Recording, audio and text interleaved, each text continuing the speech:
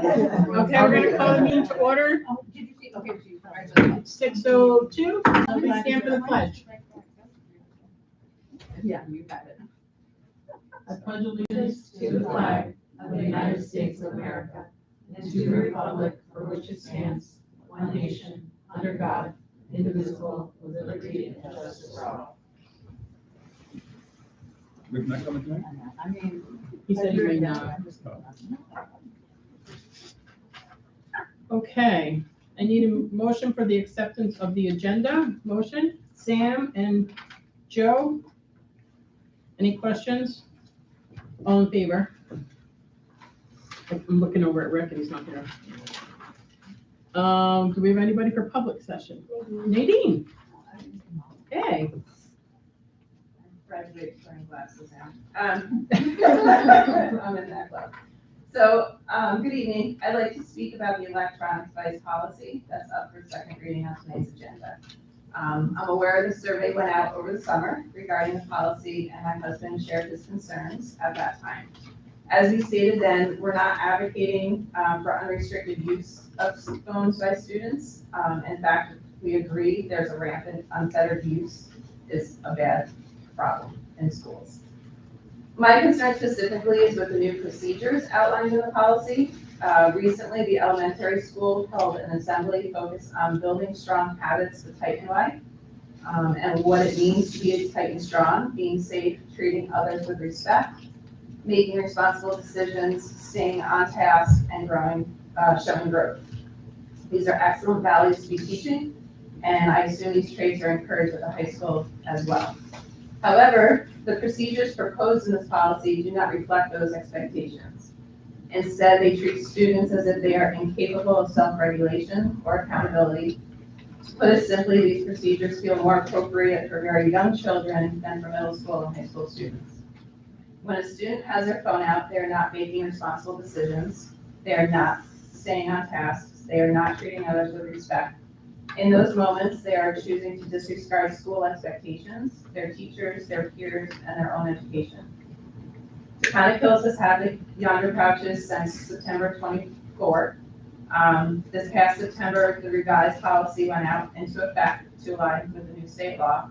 Yet, even as recently as last month, students were being still told to put phones away. In the current policy, there are 6 different levels of consequences for violations. My question is, how are those consequences actually being applied?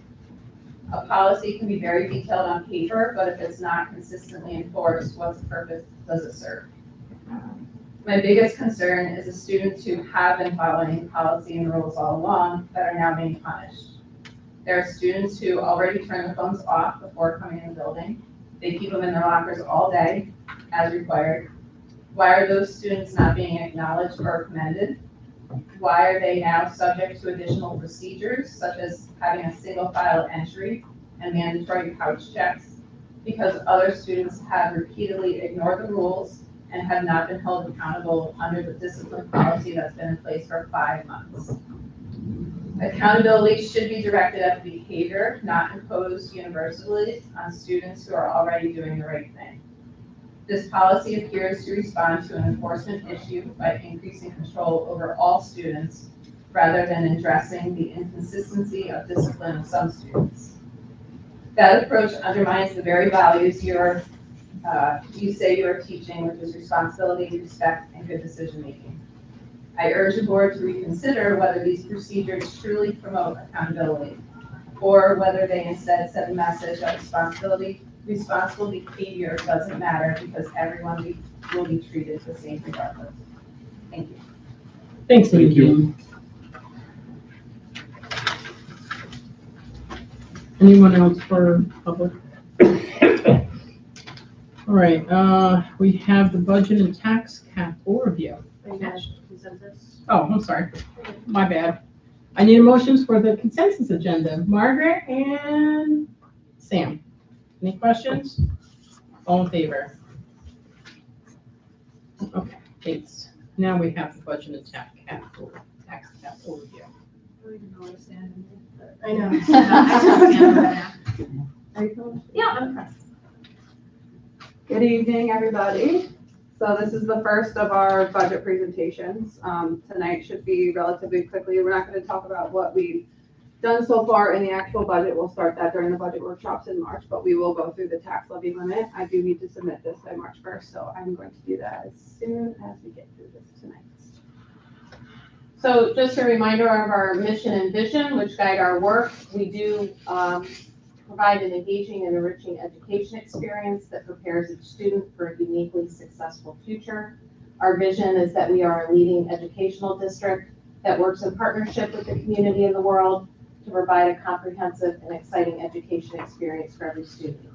Our core values that we really focus on with our budget process and through the financial part of the district office is taking a look at student success and growth and how are we being fiscally responsible in providing our students and our teachers what they need. And honesty, integrity, and transparency with how we use our money, fiscal responsibility, and then of course innovation. So thinking always moving forward, how are we using our money to be a step ahead or up to date with technology, and also taking a look at what we possibly don't need anymore. So you guys have seen this before. This is a high level budget process and timeline that we developed last year. Every so often I'm trying new ways to push it up a little bit so we have more time to develop the budget. But in September and October, the staff are notified of the budget process and requesting new items that they may need for 26-27. It's a little bit of a unique time because we're working in a new fiscal year, 25-26, working on the next year and also closing the books for the year prior. So it does get a little overwhelming for staff to start thinking about 26-27 when we just stepped foot in the door. So we are, I've been working on trying to adjust that timeline a little bit.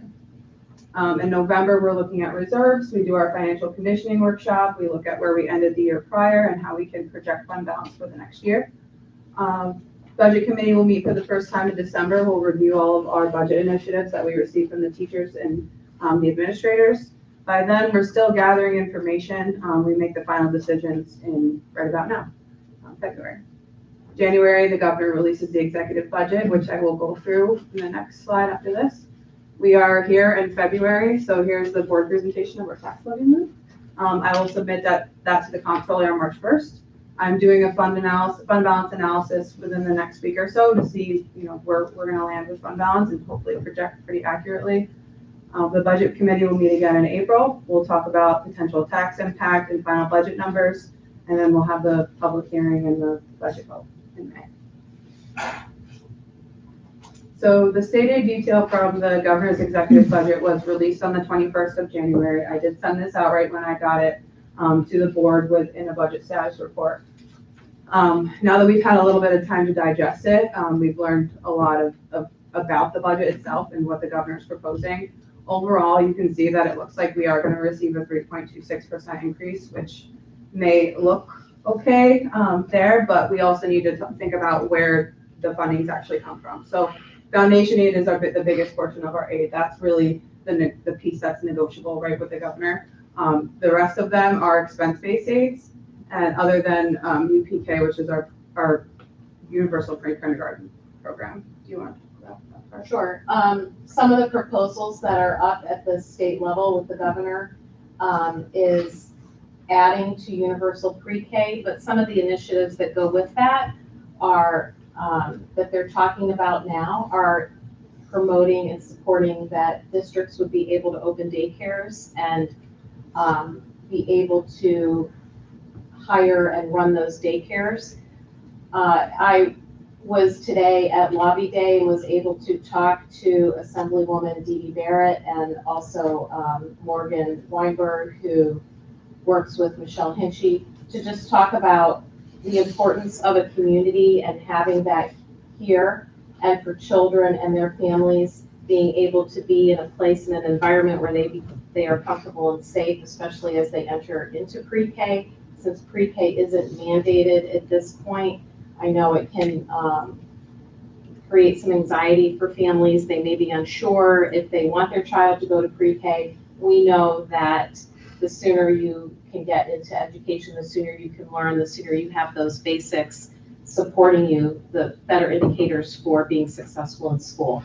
So we were able to talk about how important and the fluidity of that is. The other piece is making sure that all schools through that universal pre-K would have full-time pre-K, and that every student would have the opportunity to attend preschool and wanted to. So the UPK proposal, the 430,000 is based on our enrollment from last year. So it was 43 kids during that time that they got the snapshot.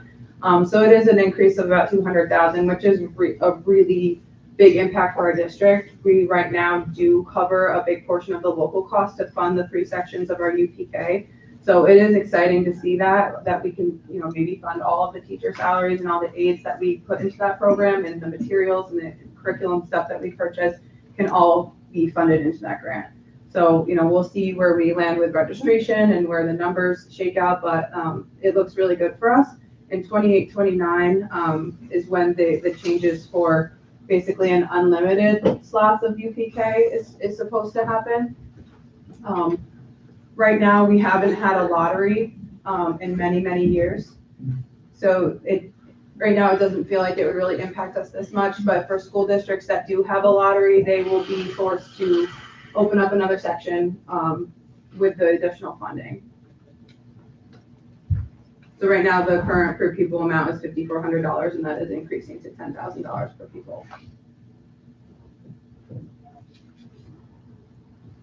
Okay, we'll go through the tax cap calculation. We always start with the prior year tax levy. That's our starting point. We take the tax base growth factor, which this year is 1.0083. That is basically new growth within our district. So any new construction, businesses, so we're able to adjust that levy for that with that growth. We're able to add in the pilots that we expect to receive in the prior year. So right now we only have one pilot program, which is the clock estate. So that is what we anticipate to see in 26-27. We're able to back out the capital exclusion. So that's our voter approved debt. And then we're able to grow it by the lesser of grow the levy by the lesser of CPI or 2%, which is then 2% and will be 2% in the future.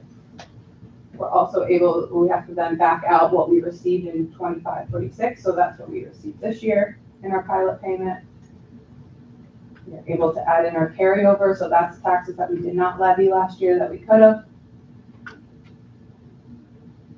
And brings us to our levy limit, and the cap is 4.22%. It's new revenue of $1.19 billion.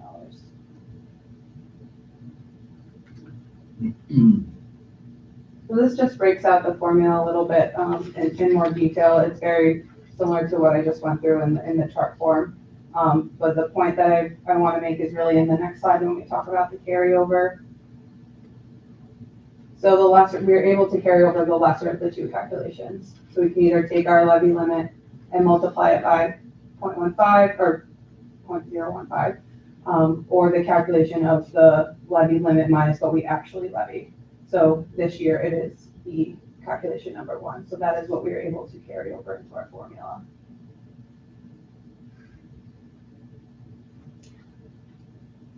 Here's just a chart of what we've levied in the last 10 years. The board approved levy is in orange, allowable is in black.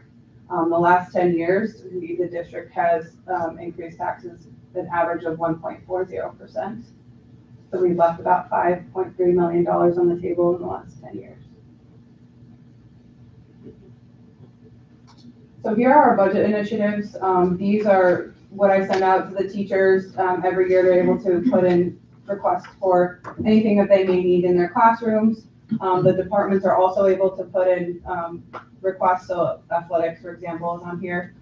The instructional program. So I'll leave these up for you. I think in your packet there may be a variance. I had this printed before I had to take something off of here. But we really do have a wide variety of budget initiatives this year. It's actually less than it's been in a very long time. So I'm hoping that's not due to my push to get them in sooner, but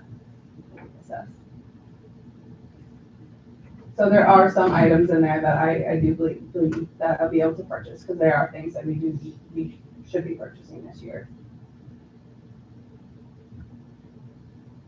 Any questions on the budget initiatives? I do have them tied to your current board goals in the last page of the packet. Just as a reminder, I did put the board goals in there. It's in the last page of your presentation. So some of the budget considerations, obviously we know we contribute a percentage to the retirement systems. ERS this year is estimated to decrease from 9.59 to 8.24%. The ERS is trending up, so 7.6%. Workers' comp is a decrease of 55% for this year, so that's a positive. Unemployment projections to date, we have expensed about $11,000 in unemployment costs. Typically, we budget $1,000 in that code. There has been some changes to how unemployment is processing requests for unemployment, and that's kind of out of our control. We do what we can to refute them, but we haven't had much success. Health insurance projections. So here's a big one. Health is trending slightly low compared to the other districts and consortiums at this point, with an increase of 7%. The RX is 23.9%.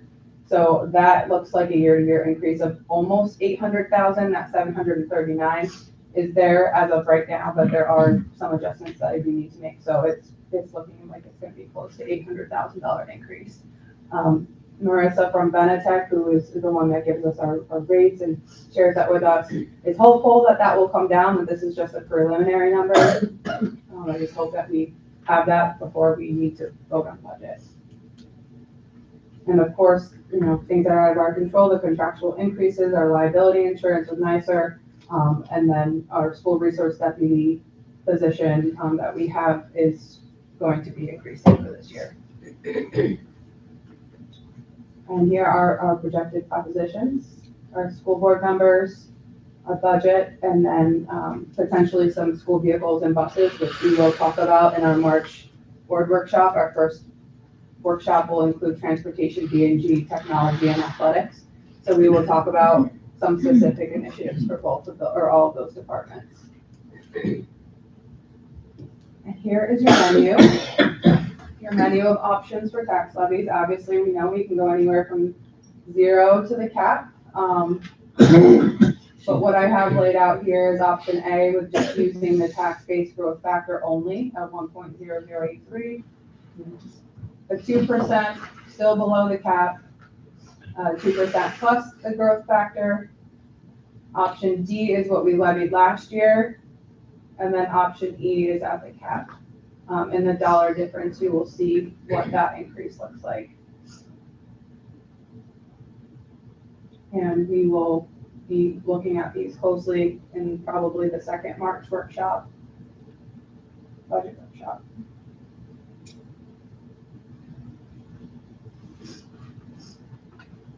So just a recap of what's coming next for budgets. We will talk about enrollment during the first budget workshop as well. Budget workshop 2 is where I will hopefully have a really close budget number for you at that point. I will have a draft on the 11th, but the 11th or the 18th, 1 week makes a huge difference in budget development land.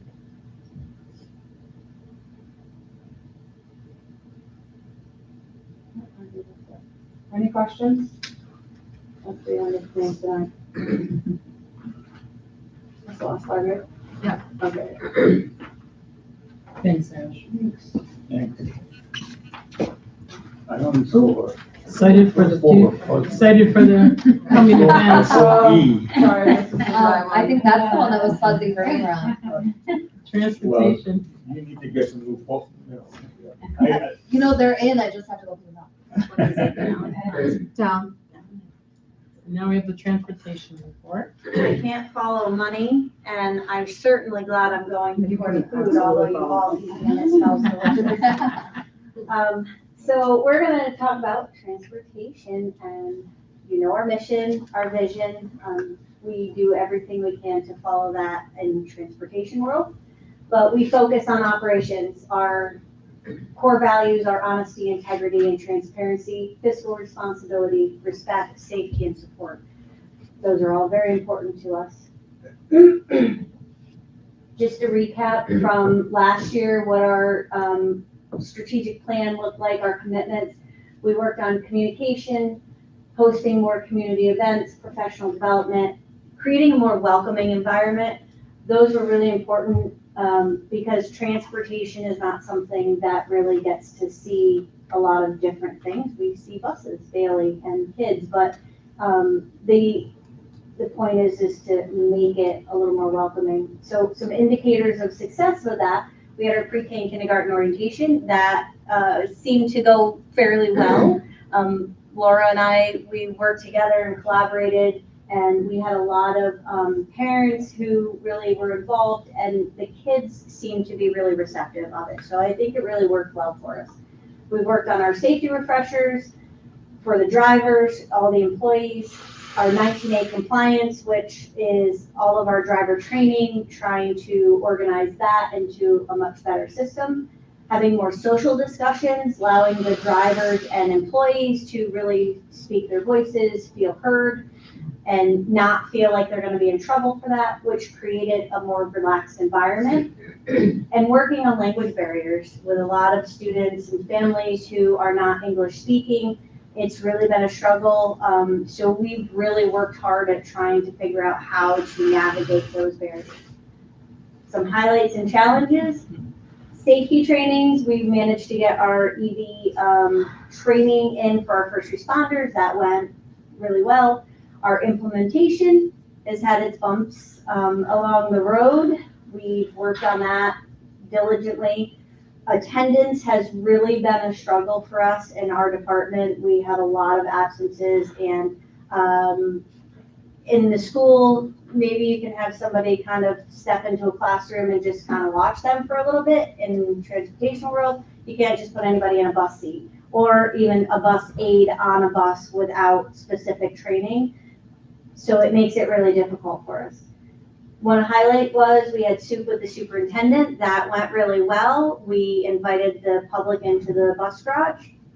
We allowed them to ask questions. We put up EV information and just gave them an overview of what was going on and allowed them to have that open discussion with myself.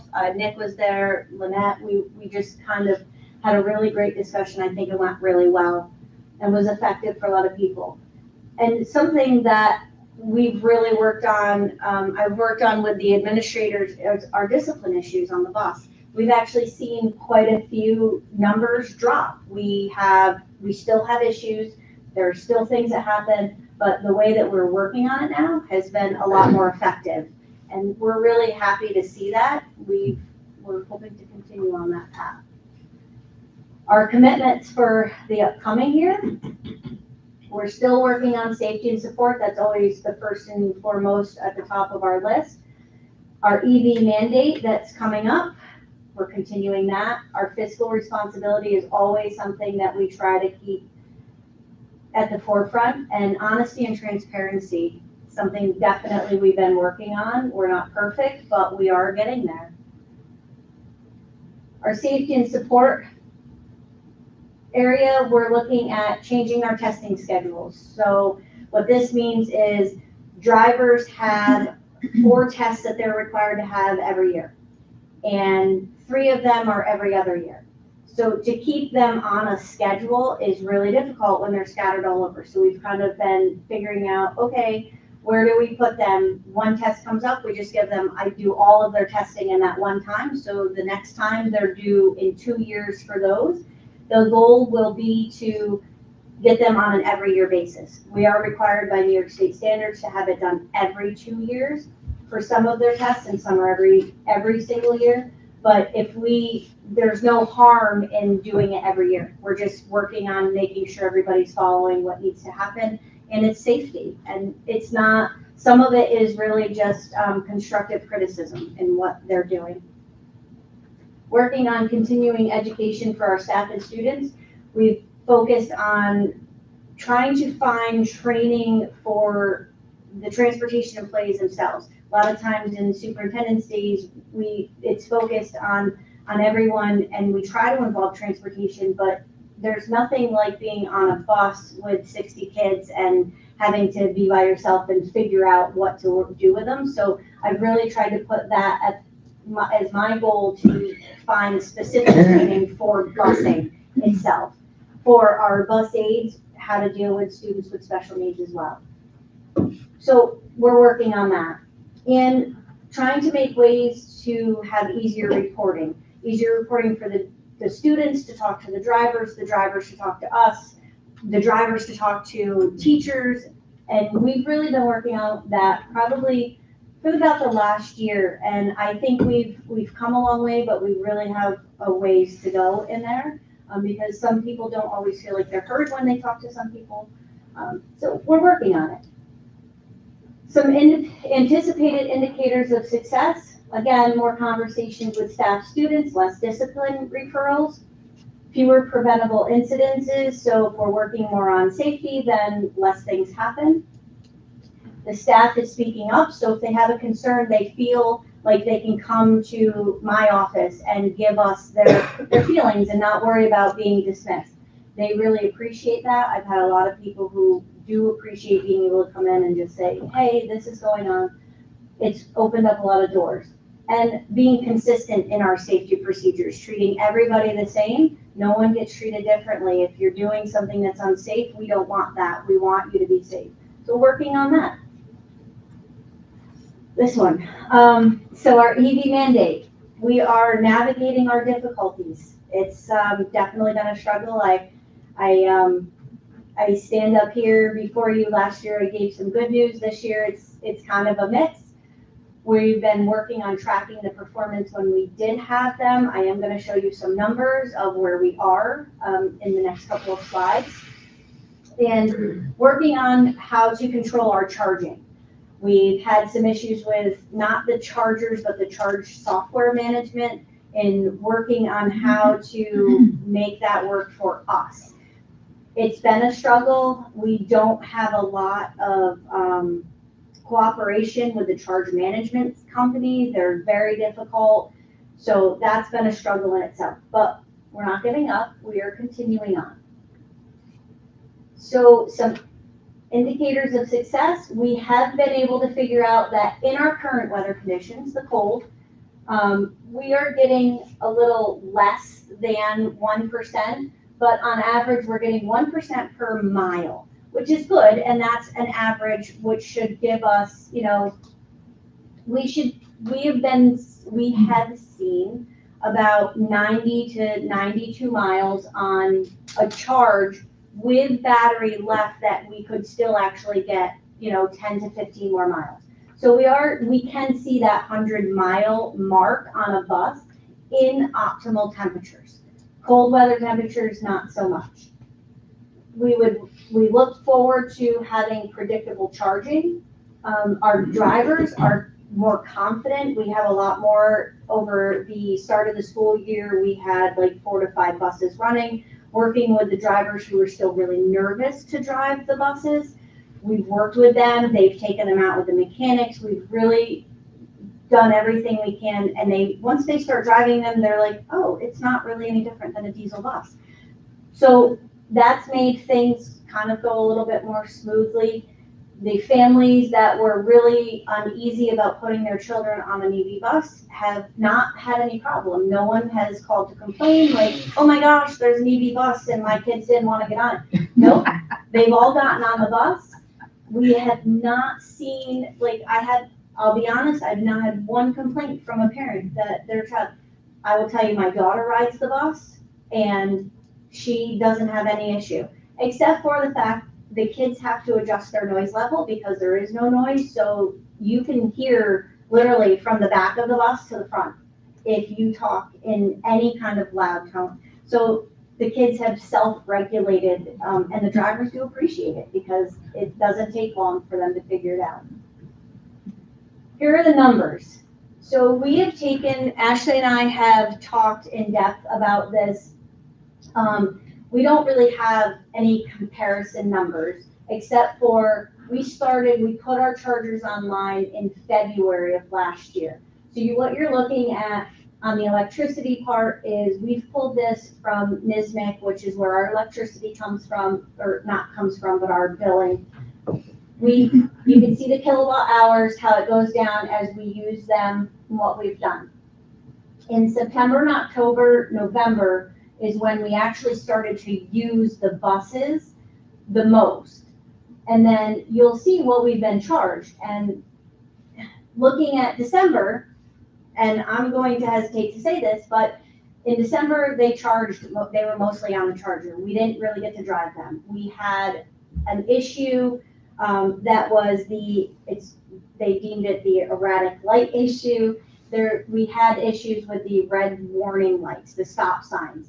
I'm going to read this because it comes from the vendor. I asked them for specific because I didn't want to mess it up. What vendor? It's from Matthews, because they're the ones that those are our first go-to. So like when you buy a car from Sawyer, you go to Sawyer if you have a problem. That's how we work that with Matthews. So what happened was, there was a voltage spike that was sent to the gateway module, causing the lights to lose power. And then it was signaled to turn the lights off. But then there was another signal that went to reinitiate the wake up phase to turn the lights on. So they would blink on and off. And the problem with this was that would happen when we were loading students. Whether it was on the road, anywhere, it would just happen. So we could not use the buses because it was not safe. Until we figured it out. This took a very long time. It was several weeks. Matthews, who is our vendor who we purchased the buses from, spoke to Thomas, who's the manufacturer. We ended up actually having them reach out to Freightliner, who creates the chassis, because we were really trying to figure out, okay, what is going on? No one could figure it out. We had the service managers, we had everyone from Matthews down here. We actually had people from Thomas come here and try to figure out what is actually happening. So after all of that, they were able to figure out that if they removed the battery controller area network, so it's the battery can, from the gateway module, it was sending, what that was doing was sending a redundant signal. And now that they figured that out, they have come down, they've removed that. Knock on something. It's been great. So we have not seen that. We just started running the buses again. We've put a couple out there. We don't want to just throw them all out there just to kind of see, to ensure, because the fear is there's not always someone sitting in our office that if something happens, we can't just take another bus.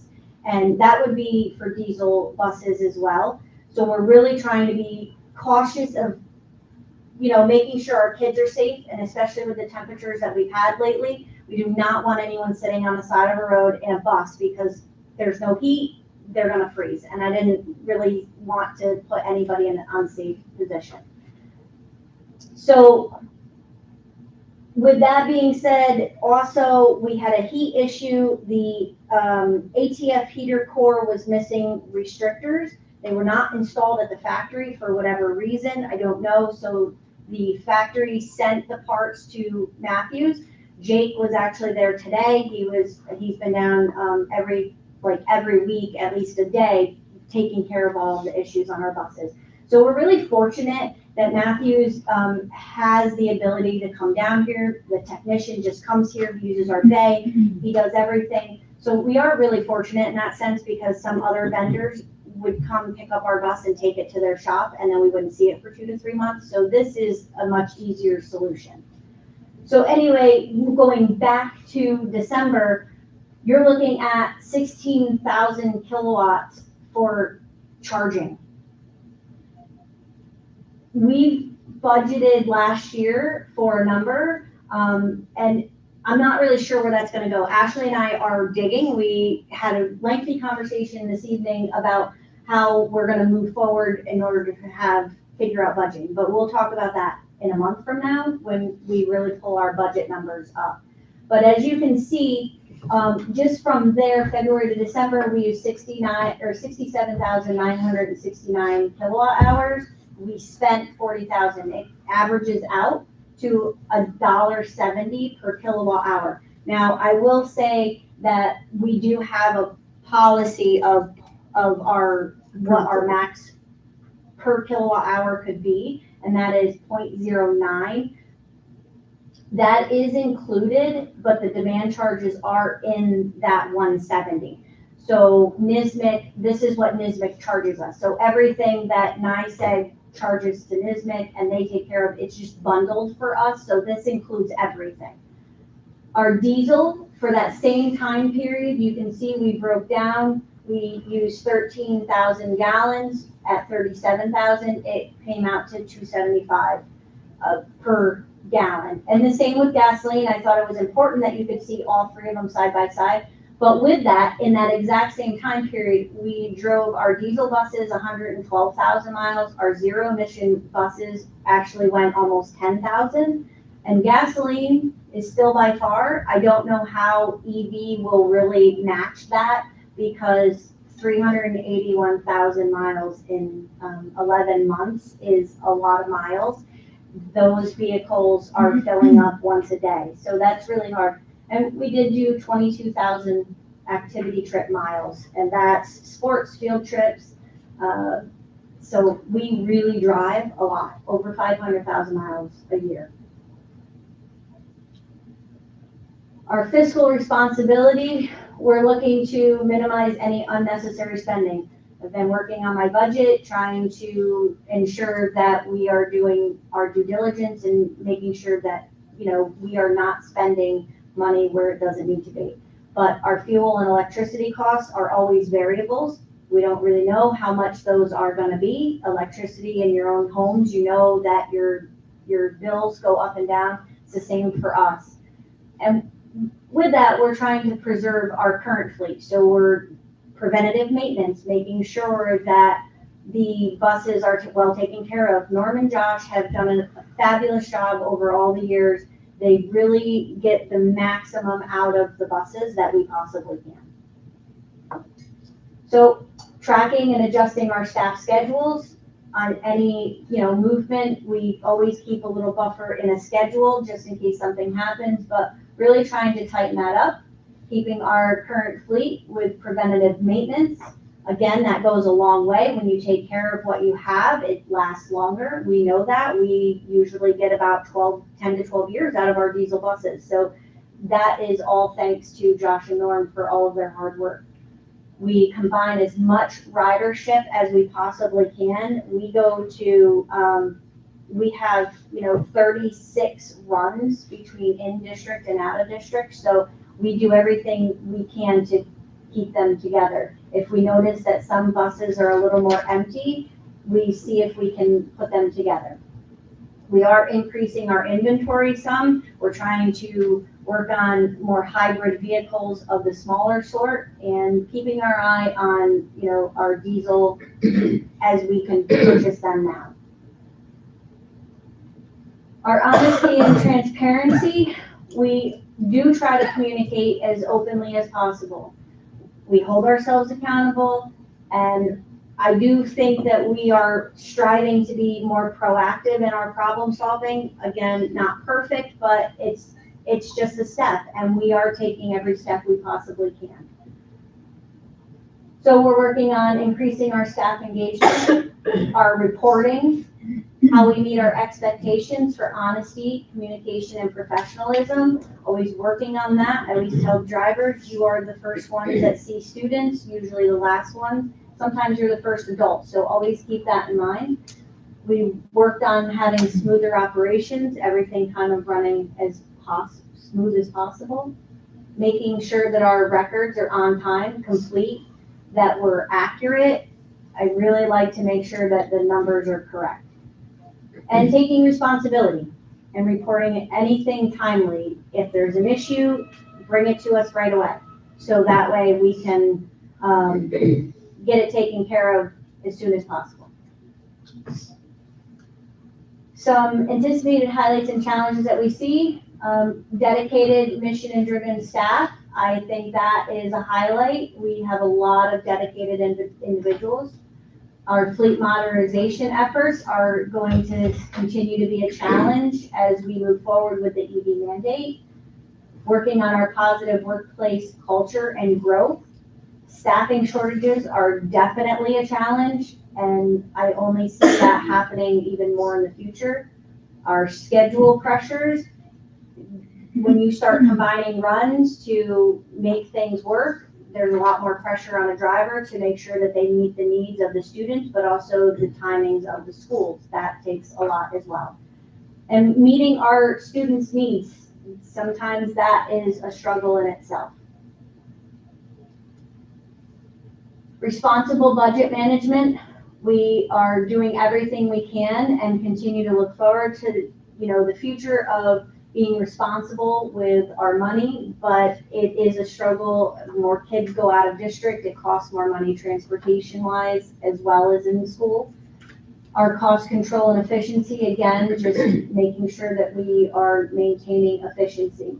Keeping our fleet maintenance planning schedules, working on that. That is hard. Our mechanics drive regularly and still have to continue to keep their maintenance up.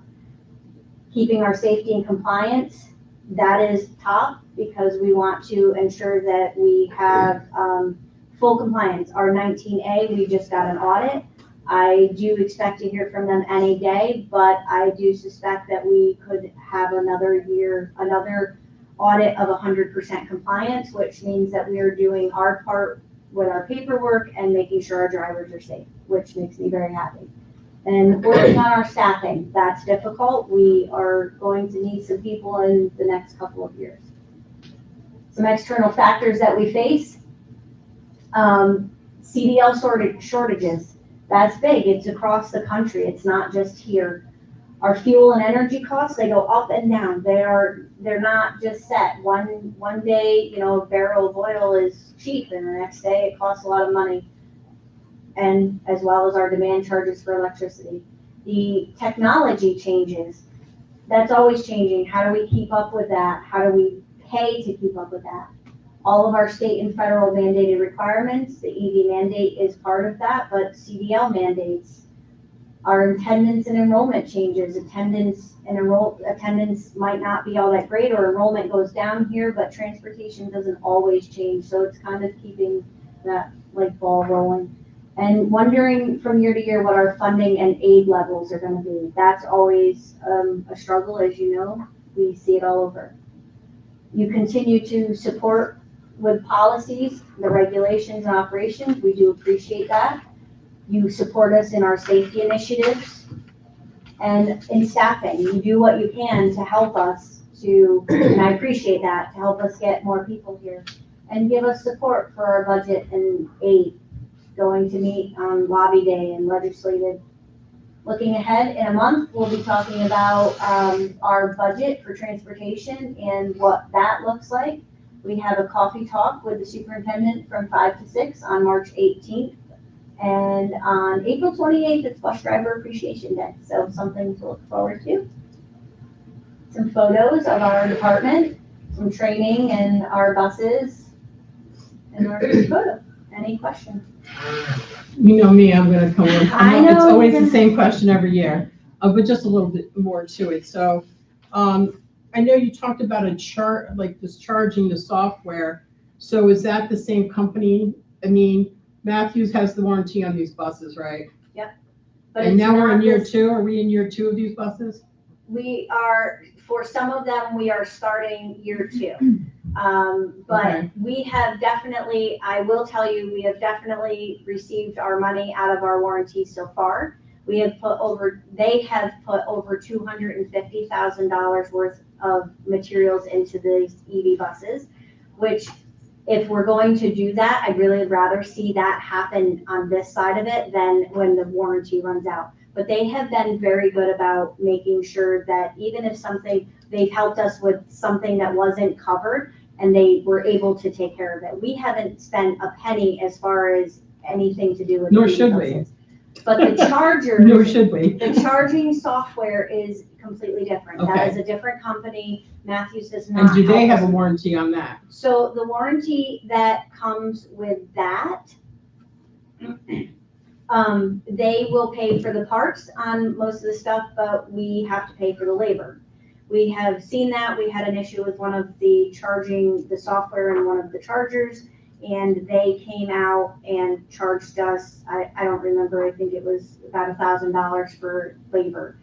But that is completely different. Trying to get a full aspect of what the warranty covers has been really difficult. Again, they're not very easy. The sales rep that we used to have is no longer working there, and it's been a struggle for certain. And there's not a point person, right? You've been Not really anymore. dealing with the He's- customer service Right. So we email, online. and, just as simple as we got an invoice, it had tax, I sent it back and said, we don't pay tax, here's all of our stuff. I have yet to get an invoice that doesn't have tax on the invoice. Because, and it's been a long time, so these are struggles that we're just trying to figure out how to get through. I will tell you that we are looking at, we have to have the charger maintenance coming up. So I don't even know how that's going to work. I've been trying to get answers for that as well. So did you mean with the cold weather, like in the last few weeks, we weren't doing any EV buses? We did not have them. So we worked on having the red light issues fixed and the heater issue fixed. And with that, we didn't really get to run them. Norm and Josh have both been driving. I've been driving. Sarah's been driving. So with it being as cold, I had a long discussion with the guys, and I thought after really looking over all the facts, it was like I said, I'm sorry, but without somebody being here, I really don't feel comfortable right now to just send a bus out there. I know that might sound really bad, but I have to always err on the side of caution of our students. And with it being, with wind chills below zero, I know how cold a bus can get. A diesel bus is no different. So we always are very cautious about sending the buses out. So yeah, we did not, but it kind of coincided with having the issues as well. But it did work out because in December, seeing that number of just what the buses were getting for kilowatt hours for charging only kind of gives us an ability to look at with budgeting numbers. And it's kind of a scary number, I'll be honest. Do they need to be plugged in if we're not really using them? They do. So what happens is, and so last year you weren't on the board, so you didn't hear that part, that what happens is when the buses are not plugged in to charge, or if they're plugged in and they shut down, there's the main battery that holds all the charge, but there's a system in the summer it's a coolant, but it maintains a 70-degree battery temperature, and that has to run. So when the initial charge, what we were seeing last year was when they would come to a full charge, it would shut off. Then what would happen is it would drain the battery. When that battery drained, the 12 volts would then kick in. That would drain them, and it flips a switch. That's what we were seeing. So we can't not have them plugged in. I do think that that's probably going to be the way it just will be for the future.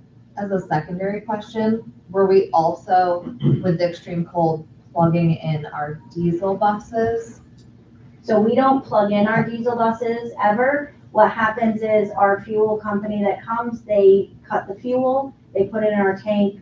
This is like a preparation, starts in September. We have 2 large tanks, and they'll start pulling out, they're very good. They will say to us, use this tank, then they'll bring a cut fuel, and then they'll say, use this tank and bring another cut.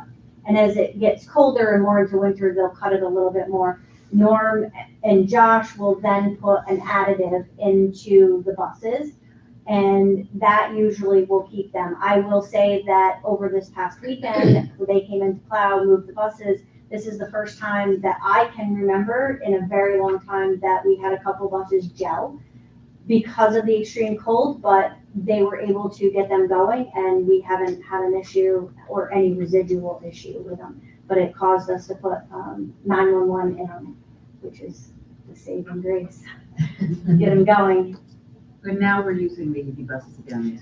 We just started, so, Josh took one out the other day because Norm was in the office. So, and I was in the office, so I was like, okay, well, I'm comfortable.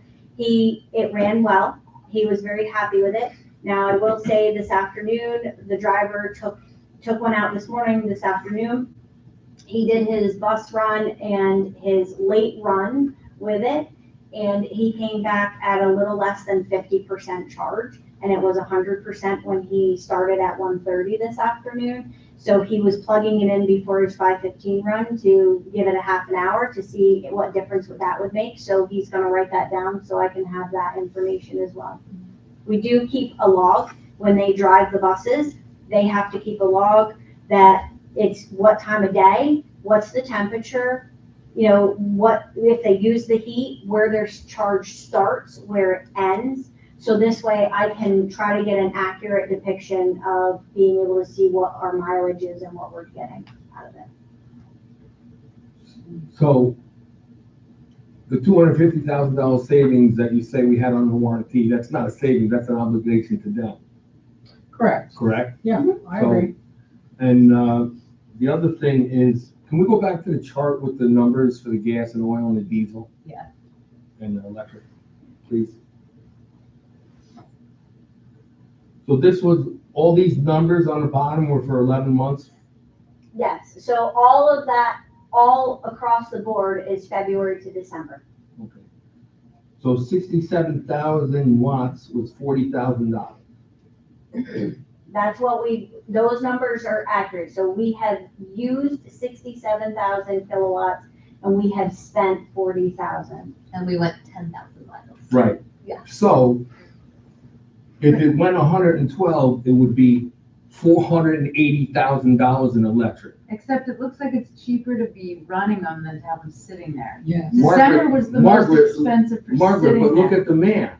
Yeah, but they didn't They do only any. they only went 9,000 So- miles, But not they went 100. 0 miles in December. So one of the factors They that went you 0 don't miles. see here that I'm we not gonna are, justify I'm just saying they're $480,000. more expensive to So- plug in. one of Let me the, finish. We have a fiscal responsibility to this district.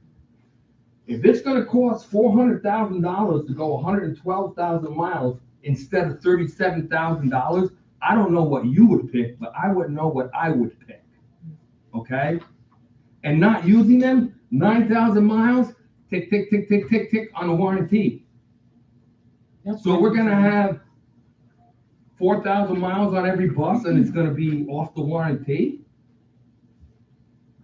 But you said you didn't drive them in December, right? we did not. One of the factors, No, one it's of, cheaper to drive them. That's what I'm saying. It's not gonna be that Right, expensive but- if we're actually using them. Right, but even if we swapped that. No, but with it's only one that- 9,000 it's not saving miles. us that much Any money. miles in December. You So take understand? 16 off it then, it's still. so something that factors into that number is demand charge. We do not see the NYSEG bills to know what the actual demand, but demand charges, as you know, with your own personal electric bills, they go up and down. They do not stay the same. So it could be a factor of that in December, the demand charge was much higher because the temperatures and there was more electricity on the grid. I don't know that. Ashley and I are in the process of digging those numbers and trying to get our hands on NYSEG bills to be able to put more information into those numbers. So hopefully in a month, we'll be able to give you more information as to what those numbers really came from. What's a The rough, bottom line is it's cheaper to run diesel, a lot, and less breaks down. They're not plugged in 24/7. I drove past the buses this summer. It sounded like air conditioning's running in front of every bus. Jing, ling, ling, ling, ling, ling, ling. And I couldn't believe it. We have to follow state law, so it's not really. Don't we have that? No. See, I'm apparently sorry. you didn't listen to what I told you when I went to the class on the EV buses. We can keep the diesels, we just don't get aid. $480,000, we could buy 3 diesel buses a So year. by 2035, all of our fleet has to be electric at the current. I'll make you a wager it's not gonna be. Well, I would put I have a. 5 digits on it. so, and that's not something that the only thing I can do is do what the state tells me I have to do and look at the future. And we're just, But I'm we working. can keep the diesel. You don't have to have diesel even after 2035. At the class I took, you can still keep the diesel. They might not aid it. But the difference in price from 180,000 for a diesel bus or 450 for an electric, they don't aid it the electric 100%. So the difference might be just keep the diesels. It's 1,000% more to run the electric.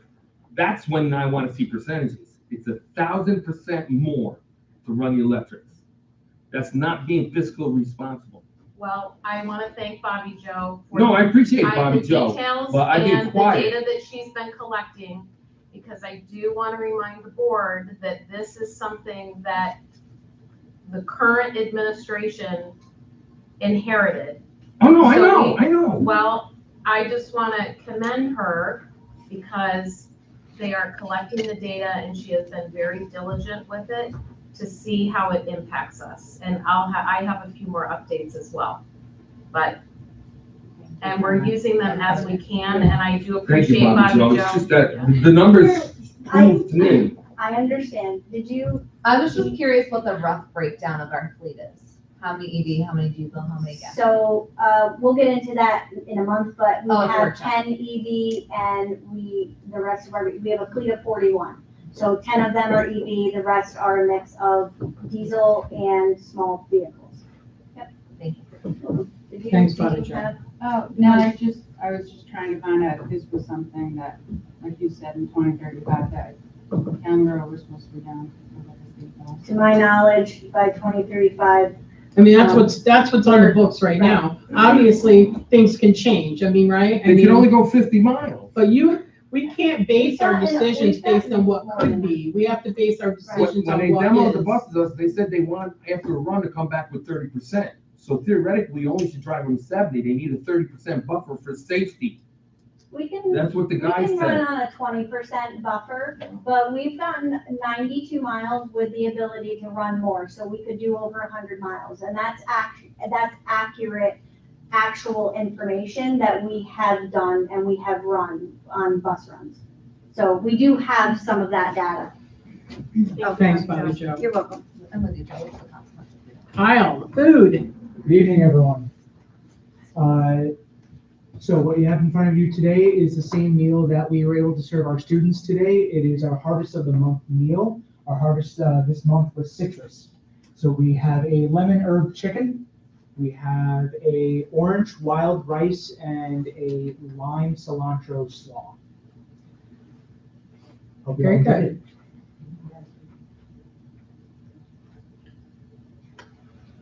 So just like transportation, we focus on operations, our core values. We really want to focus on diversity and equity, innovation, and student voice. Recap from last year, our commitments were to our farm to school program, global meals, to utilize more New York State products in our kitchens, more social media engagement, and to continue our participation with the Wellness Committee. Our indicators of success last year were that overall enrollment had decreased, however, participation has remained the same. Our global meals and our Harvest of the Month meals have been well received and continue to be this year. Our highlights and challenges from last year, highlights were that students were showing greater interest in trying our new meals. We had a really fun dairy day in June, which dairy was our Harvest of the Month. It'll be our Harvest of the Month in June again this year. We were able to bring in Hudson Valley Fresh, and they brought 2 calves to our district, and we had one in our elementary courtyard, one in our high school courtyard. They were days old, maybe not even weeks old at that point. One still had the umbilical cord hanging off. It was really something to see. And our students loved interacting with the calves, with the farmer.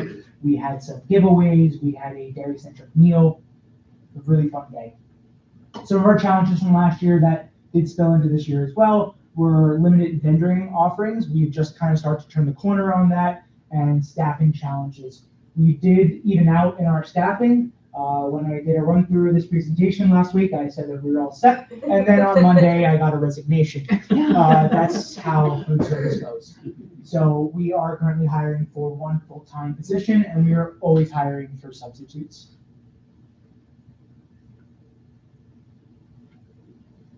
Again, innovation, student voice, and diversity and equity continue to be our commitments for this year.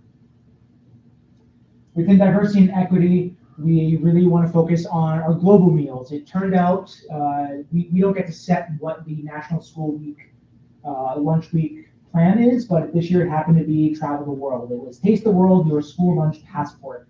We were able to make some passports for our elementary students, hand them out in our classrooms. They came down and they got a stamp for each of the meals that they got. We had 4 days that week, so we had 4 stamps. And if they collected all of their stamps in their passport, they got a free snack. We even had a couple classes that were on field trips during that week. They got the stamp because they weren't able to try our meals, and students had a great time. We visited Mexico, Sweden, Germany, and China. Up on the screen is our Germany menu. We're working with our students to identify cultural meals they want. I'm working with one young man in our elementary school. He is from Honduras. He wants to have us feature a meal from his home country. Some of our challenges are I'm not allowed to deep fry, so I can't take plantains and deep fry them, but we could always bake them. We have limitations in what I'm able to offer. We have very strict regulations, so I'm working with the student to come up with some ideas that maybe are a little bit more than just chicken and rice and really represent his culture. We are implementing as much New York State product in our meals as possible. We've been able to increase that over the last few weeks and months. I'll touch on that a little bit later. And we've been gathering student feedback, which I'm going to touch on in a moment as well. We've been able to maintain our participation percentages. We have been having student satisfaction surveys, which I'm going to get to in a moment as well. We've had students taking the initiative to ask for meals, and we've been able to increase exposure to new foods. I've heard from a number of parents this year that their students have tried new items that they're not trying at home, that they're going home and asking for these things, or they're just better eaters at home, which is just amazing for me to hear. Up on the board here, we have one of our Taco Tuesday meals. Within Student Voice, we've been doing satisfaction surveys. I have a slide on that coming up. We've been doing food samplings. The photo here, we had Milestone Mill come in and do a taste testing in September. They taste tested their corn tortilla chips. We've been able to use them a handful of times so far. This is something that is grown in the Kingston area, grown, milled, made, and shipped straight to us. It is a fantastic product. I've heard feedback like this tastes like the chips from Chipotle. Anytime I can tie in a well-known brand, I love talking about that. And then I plan on doing a second annual senior choice meal. We had a survey out to our seniors last year. If I recall correctly, they chose wings. Probably is what they're going to choose again this year, but hey, we'll see. We've been piloting this in our elementary. We haven't rolled it out yet in our high school. I do look forward to being able to do that soon. Thank you, Mr. Dodds, for getting us set up with tablets for this. We have tablets that have this screen where they have the green, yellow, and red. And the way we explain it to our students is green, like it, I'll have it again. Yellow, oh, it's all right, might get it again, might not. Red, don't like it, no thank you, please don't serve it again. But it's really important for us to hear what our students are liking. It helps us tailor our menus so that we have a better participation. It helps us tailor our menus to give them the things that they like. Chinese chicken. If they could have that once a week, they'd be over the moon. I wish I could, sodium limits. It's true. I have so many great things that they want, I just can't do over and over because of this or that limit. It becomes difficult, but it's also a fun challenge. We've been able to make menu decisions based off this already. We've been able to invite new vendors to sample new products based on some of this feedback, and we've been able to introduce new items based off this feedback. On a meal like you had today, this is one of those meals that a lot of our students may not have had exposure to. So while our lunch counts may not have been as high as they are on a Chinese chicken day with a meal like this, at least we're able to expose our students to new foods. They don't know what they like until they can try something. Our action steps when it comes to innovation is identifying our student wants and needs. Fifth grade breakfast pilot program I'm gonna circle back to. We've been able to utilize more scratch and speed scratch cooking. So speed scratch is something where we'll take, I'll use the example, we had our Mongolian meatballs, where we buy a meatball frozen, and then we're making everything else around it scratch. We just simply don't have the time or staff to sit there and roll that many meatballs, as much as we would love to. So we do what we can to make it as scratch as possible. And we've been able to partner with more local producers. Daily Produce out of Florida, New York has been amazing for us. Milestone Mill has been really great for us. Up here we have our Harvest of the Month calendar. We've done corn, apples, sweet potato, Brussels sprouts, broccoli, and today you were able to see our citrus meal. Next month will be spinach, tomatoes, zucchini, and then we're going to finish again with dairy.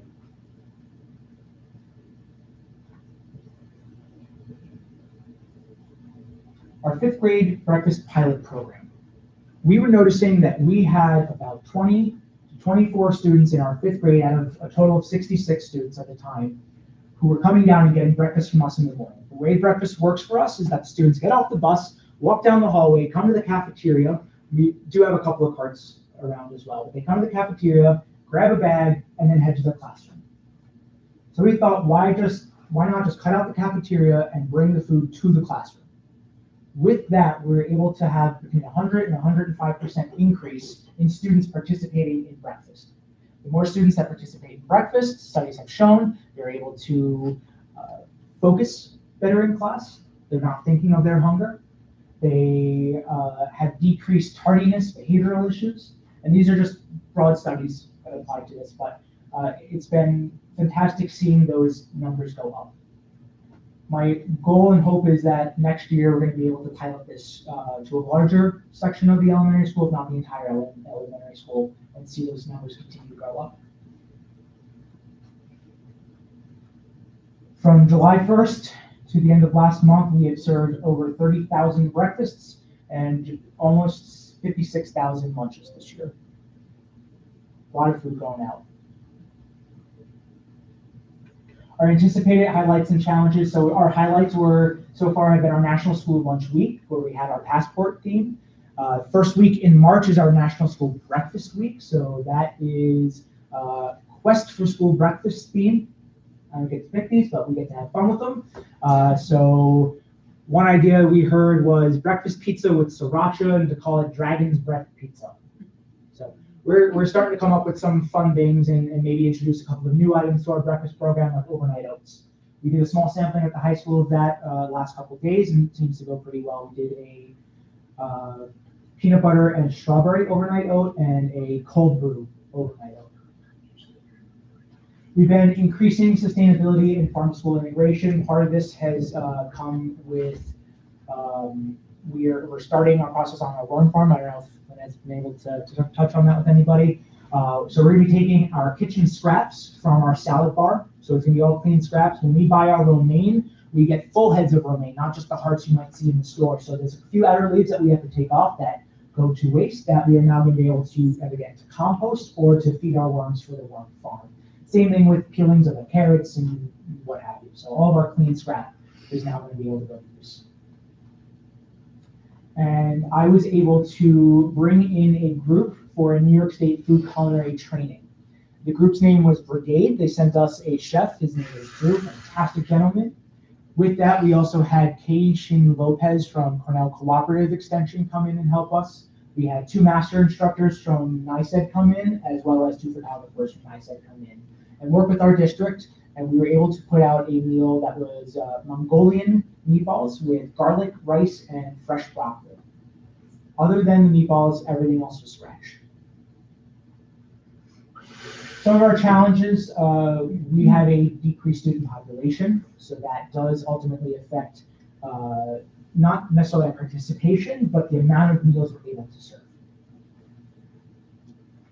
We do have increasing breakfast participation, which is wonderful, and changing regulations from the USDA. This is constantly a challenge. So they are decreasing the amount of saturated fats, sodium. They are decreasing the amount of overall funds that I'm allowed to spend on non-domestic products.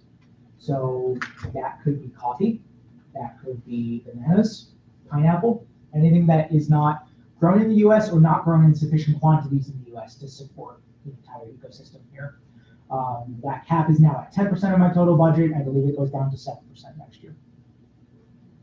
Students love bananas in the morning, so we really have to focus on where we're spending these funds. We were able to utilize grant funds from our farm to school initiative at the end of last year. So we were able to get some new smallwares for our cafeteria, some new pans to display some of our food in to make it look more appealing. We were able to get some new pans for our fax teacher.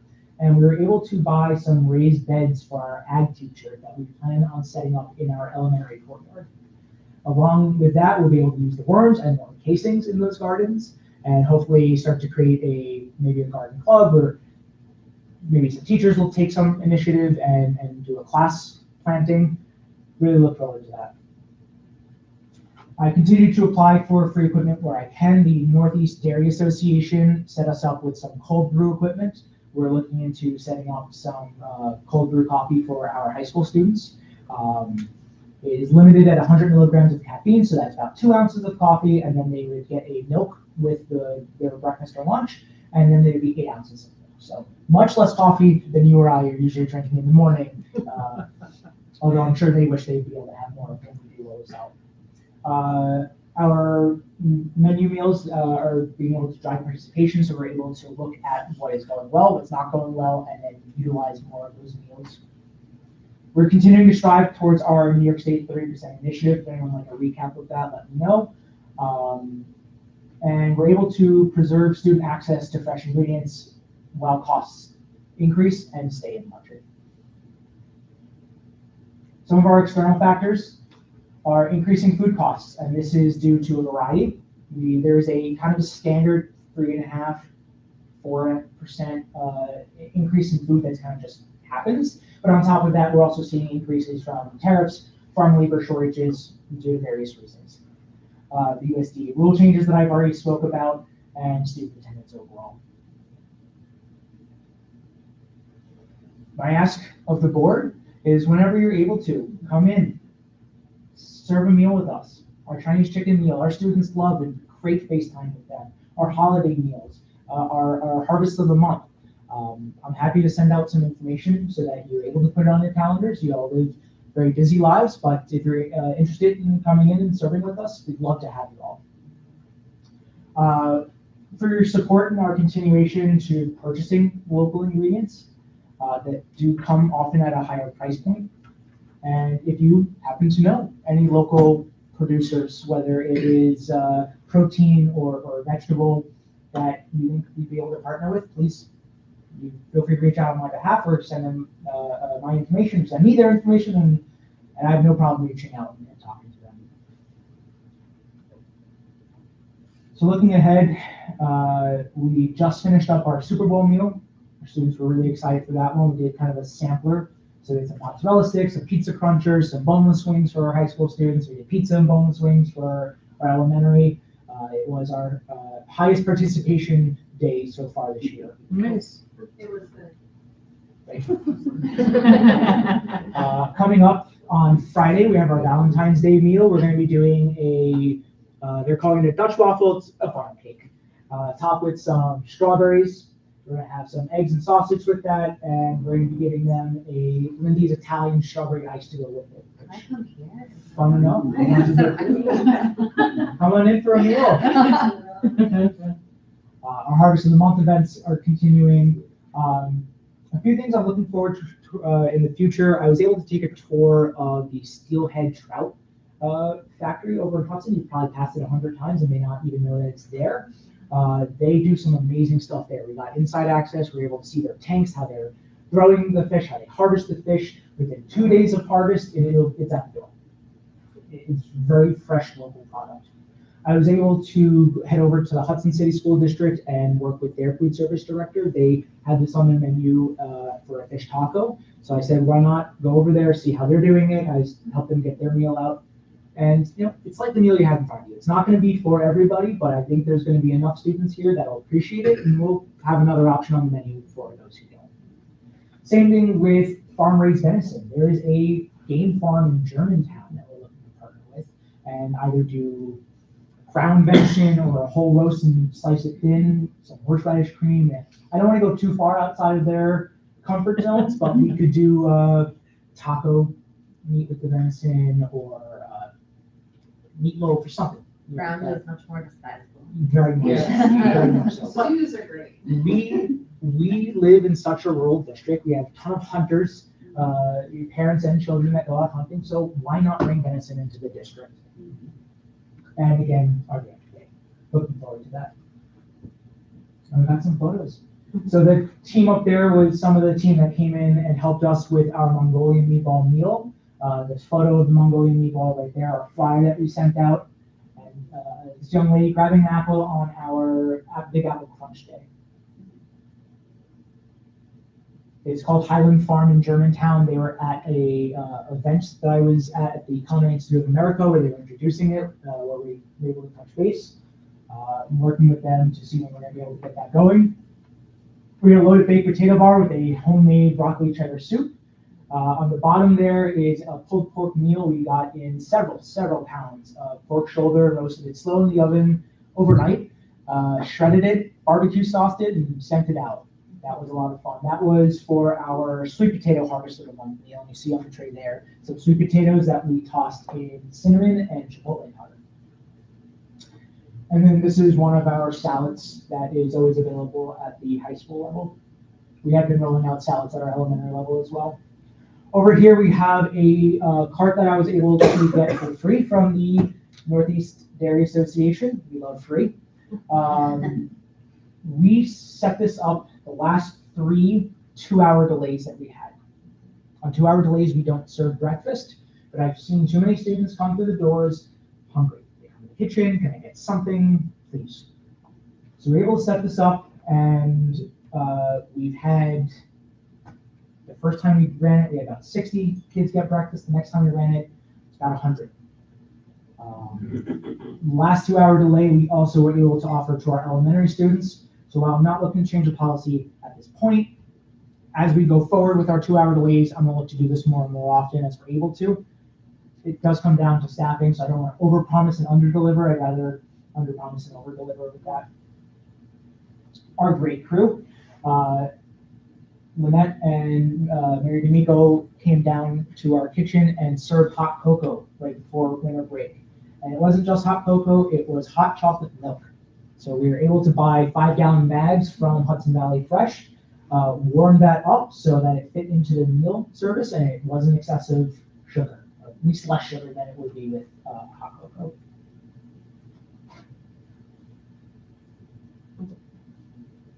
Students enjoying our meals. Doesn't get much better. This is for our Big Apple Crunch and for the hot chocolate milk.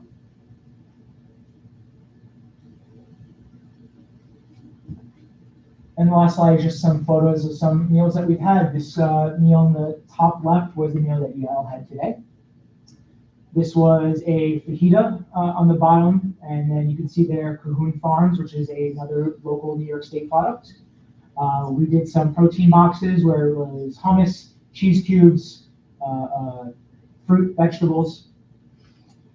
On the top right, we had a chili cheese dog day. Those onion rings are a New York State product, whole grain. And then on the bottom is a chicken parmesan meal, whole grain pasta, and a pale Caesar salad. I have a quick question. Yeah. Okay, just seeing all the milks. Okay, so my kids are here and they mentioned the drinks, like the milk was free, we have to pay for the water. Yes. But I feel like I read somewhere now, they're gonna offer like seltzer drinks or like coffee or something. So that Something is, instead of milk. was this like specifically for us here, or? Yeah, there you read something. It's for your additions, like the coffee a la carte. Gotcha. the So, sandwich. before we start serving cold brew, and this would only be at the 9 through 12 level, it's just, it's gonna be a cost for the students. There's gonna be one cost that is with a reimbursable meal because the milk is included in that. I can't double dip on the milk. Whereas if they were not getting a reimbursable meal, they just wanted to buy coffee from me, it's gonna be a little bit more because I have to include the price of that milk. in that as well. So the little water bottles we have, those are just like, like the kids don't get, they can't say, can I have a little water bottle? Correct, we have water fountains around the campus available for that. Yep. Beverages included with the meal, during lunch is milk. During breakfast, we have juice. The regulation, we also have milk during breakfast. The regulation states that I can only offer juice half of the time, 50% of the time, as the fruit component of the meal. So we choose breakfast.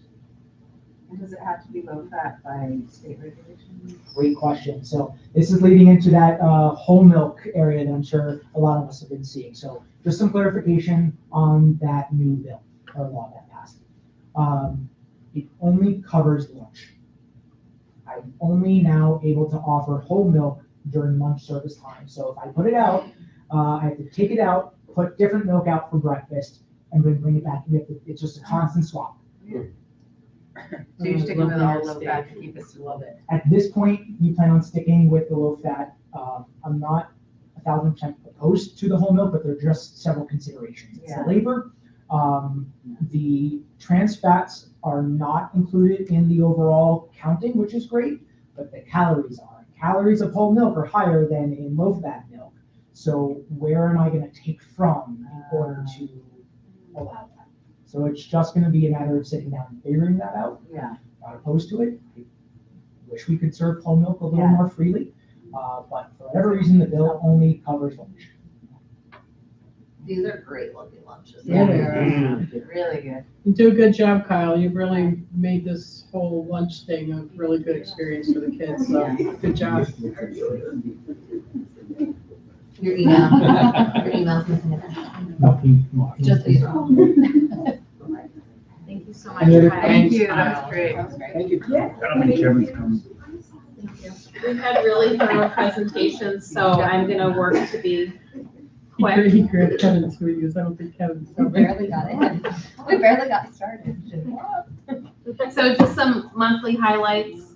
We did, I do want to say as we jump off of Kyle's presentation that the day when we had the huge snowstorm and then we had a 2-hour delay, I had concerns, as others did, about our students coming in after, a long weekend and not having breakfast. And Ashley and I communicated, and she reached out to Kyle, and it was that morning of the 2-hour delay, and they made that happen for our students, and we had that great turnout. The kids weren't expecting it, so thank you very much.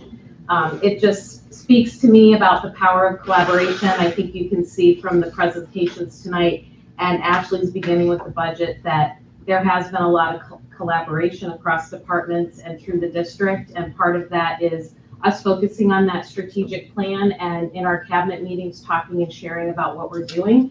So that's really exciting to me, and I feel that it really demonstrates the strength of the leadership team here, and I just really commend them. We had the CDL simulator here. Thank you to Bonnie and her team for working with Amy Janito to bring that here. This, older students were so excited about that. And it was a great day, even though it was cold and the inside, the simulator wouldn't work. They were still able to get in it and they loved it. And I think there's already plans to come back in May. Yeah, we're coming back in May, yeah. Yeah, so it was just another opportunity for our kids to get exposure to different things. And we're trying to get them excited too about maybe driving bus, right? So. That's one of the options on the simulator. Yeah. So NYSSBA Lobby Day and the Questar Legislative Breakfast, I had the opportunity last week to present about EV buses. There were Senator Fahey and Senator Ashby at this breakfast, along with 2 Assembly people. And they were very interested in what we were talking about. One of the efforts of NYSSBA and Questar is requesting that the initiative and that mandate get extended to 2040. I was able to share positives that you heard from Robbie Joe tonight, but I was also able to share about the electricity cost and basically just asking and encouraging them to support the extension We also talked about the distinction between an urban school district and a rural. I think it's much easier for an urban school district to install EV buses. And we also, another superintendent from Columbia County spoke about it. And it's really about the technology and even getting the supplies and the materials.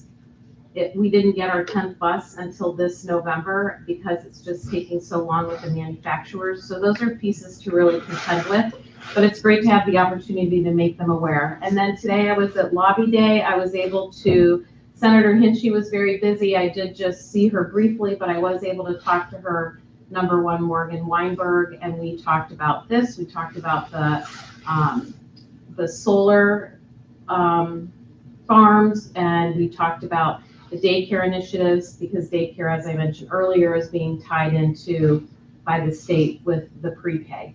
So those were all exciting conversations. I also already got an email from Dee Dee Barrett's office asking to set up another meeting. So I'm really excited about that because we can work with them to support our children in our school district, especially since some of these are high priorities here. The elementary band was great, and the art show. The guest chef meal, that was so good. I inhaled it, I'll be honest. And I'm not going to say anything about Harlem Wizards because we have others to say that.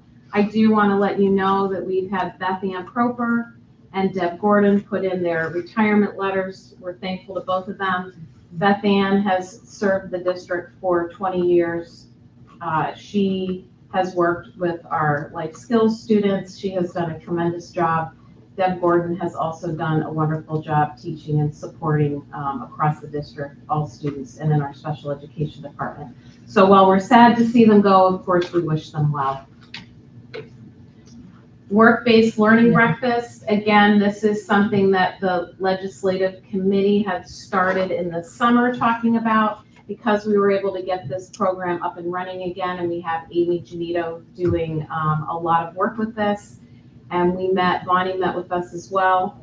We're going to end up having a breakfast. We originally talked about having a banquet with an opportunity to invite local agencies and businesses in to share with them and make connections with our students and how our students can learn from them and how they can gain from having our students part of their business or their agency. We have reached out to many people.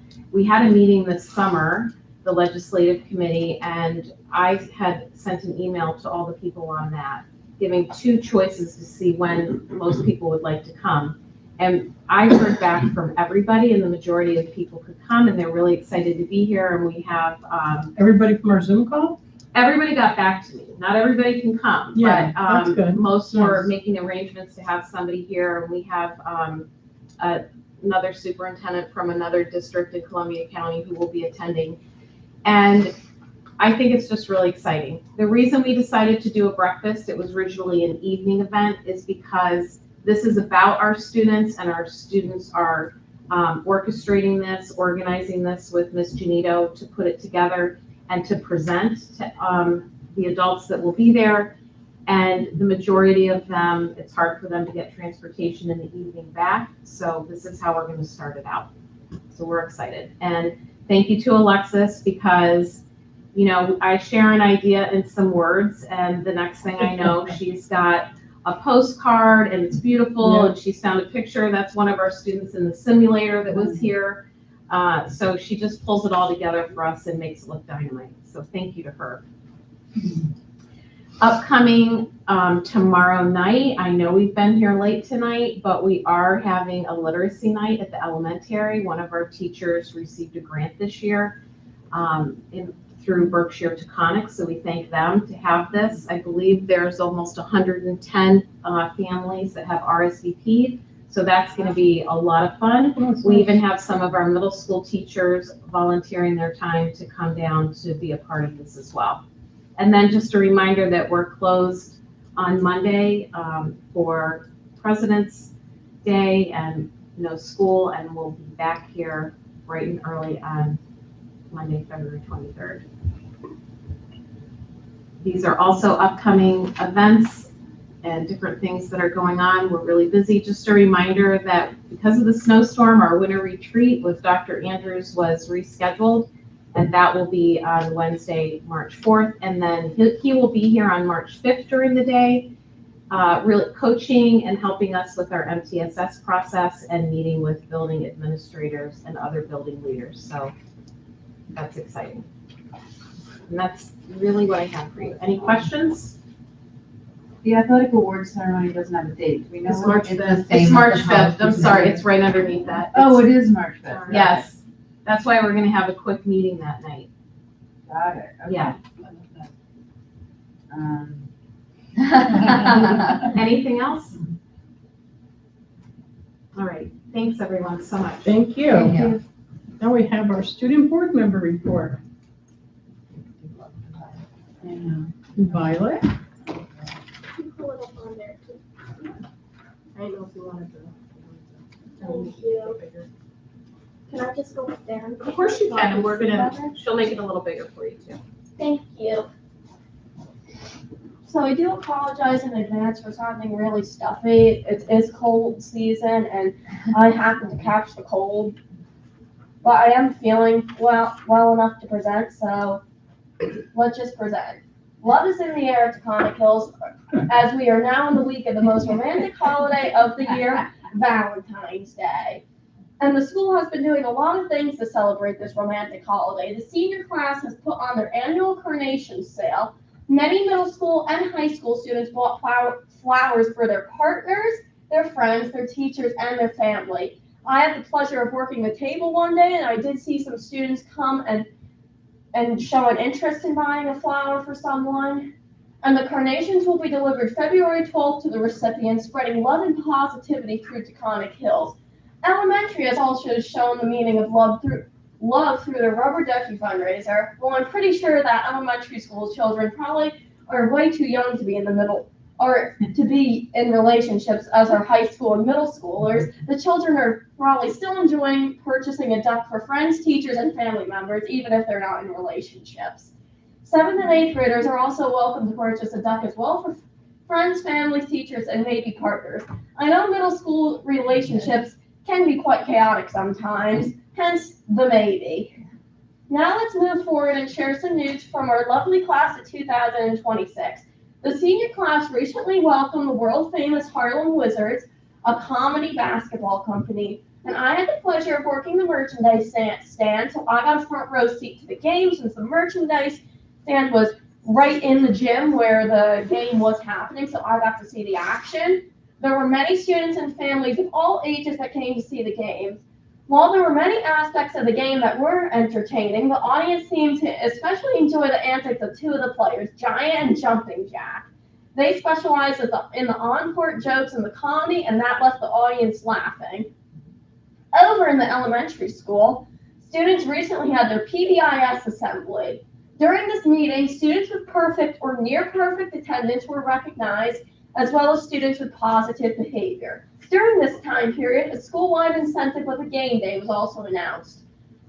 I personally believe that the junior senior high school should adopt this policy. In elementary, students are given tickets first thing in the morning for attendance. I know this from personal experience since I shadow every Tuesday and I see my shadowing teacher giving out these tickets, and then these tickets get put in a bin outside the office, and once the bin gets to a certain point, an incentive is given. Some of these past incentives included a hot chocolate party, a pajama day, and as mentioned before, a game day. Perhaps the high school could follow in the footsteps of the elementary school and offer incentives for attendance, as chronic absenteeism is a major issue with our high school, as I've learned throughout some of our town hall meetings. And I also read in the elementary, in the newsletter they sent in the Friday folder about the PBIS, that it helped increase attendance. So I don't see why the high school can't do that, and especially because I know some of our seniors who would love a hot chocolate party, a pajama day, and a game day. Going over to sports. Many sports seasons have wrapped up or are close to wrapping up. Varsity boys basketball and varsity cheer recently had their senior night last Friday, where the Titans took on the Chatham Panthers. The Titans ended up taking the win in a score of 76-33. While there were many major highlights of the game, Alex Baird was a human highlight reel as he capped the night off with a three-pointer that literally brought their crowd to their feet cheering. Mr. Browse has perked up. He's really interested in this I know, he basketball. loves London. Mostly That because it was the boys' against varsity Chatham. team? Yes. Yeah. Look at that, you perked him right Should up. have been there, huh? Over on the sidelines, the cheerleaders did an amazing job cheering on the team as they fought hard for the win. The Super family even told us how great of a job we did, which is a huge compliment. Also, since it was senior night, the cheerleaders created posters and took photos to honor myself and Larissa, and we also brought childhood stuffed animals to the game, which I featured in this photo right here. Modified basketball has also been doing a splendid job. The modified boys team had a game on 2-4. We won by 26-25 against Carroll Durham, as well as 46-27 against Catskill.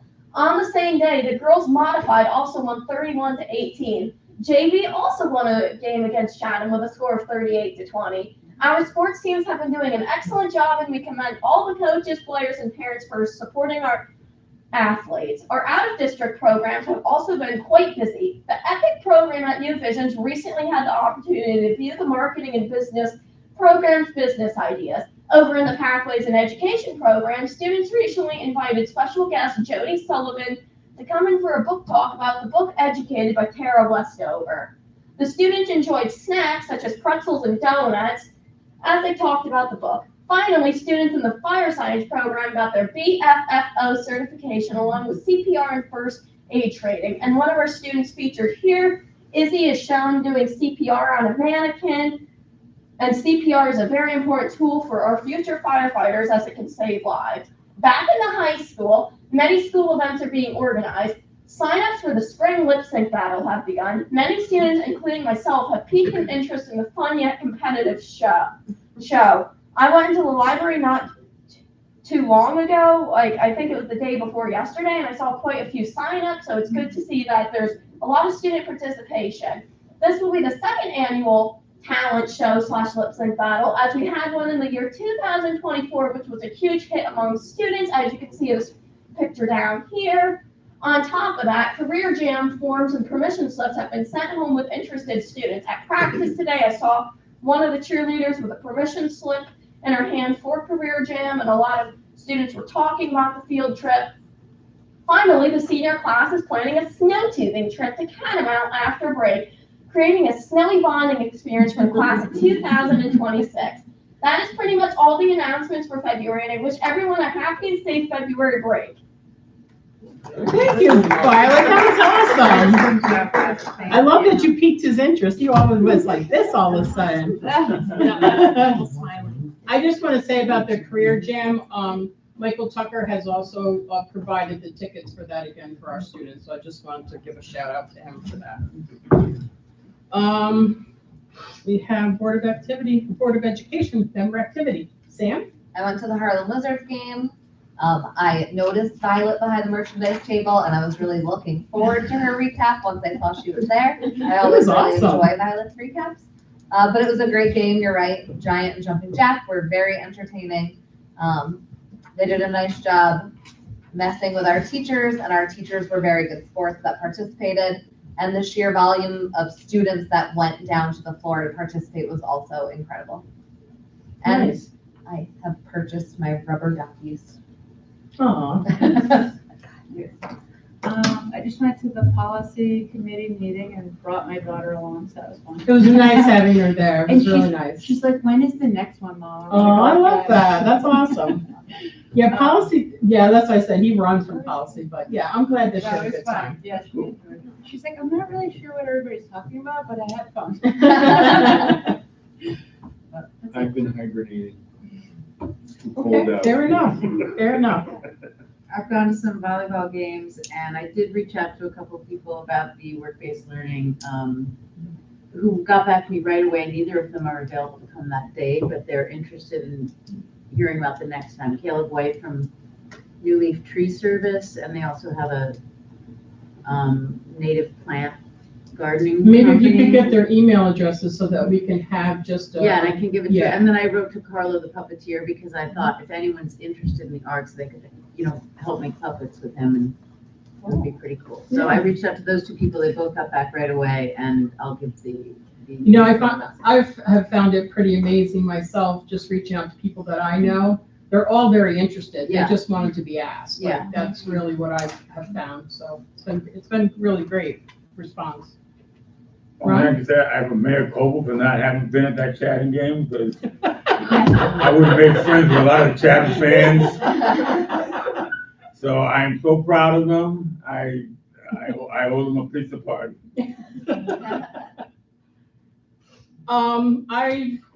As Lynette said, I came here with the simulator for the kids. We're coming back in May. I just want to talk about this a little bit.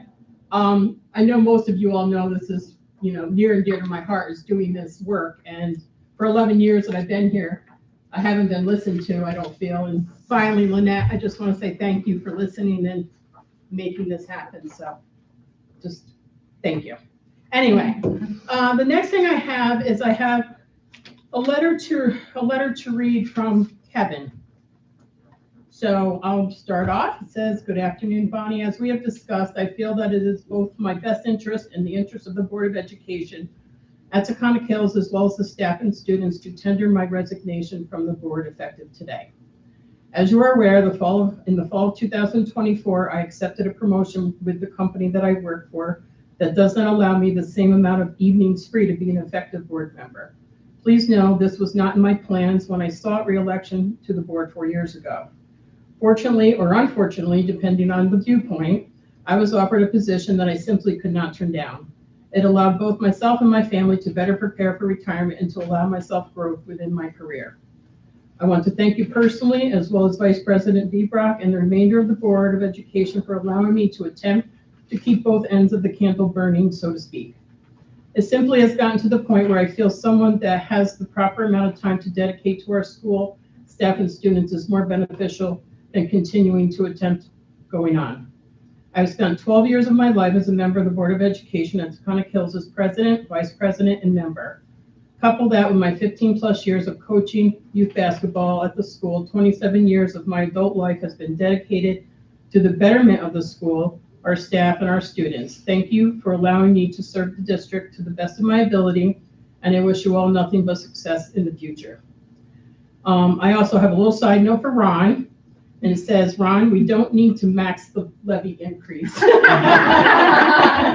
Just a side note from Kevin. And that's why it's good that Kevin's retired. So I wish him well. I just wanted to bring that to the board. I think that's all that I have. I don't think I went to policy meetings and, that kind of stuff, normal stuff. Okay, so let's get on with, the policy. So can I have a motion for the second read? That's the only thing that we would be, approving tonight. A motion, Margaret, second.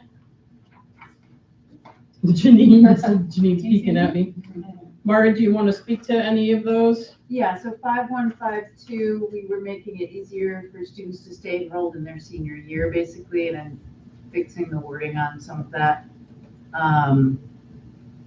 For them to stay at no cost if they just happen to move away right at that point. And adding a line allowing them to stay makes them eligible for athletics.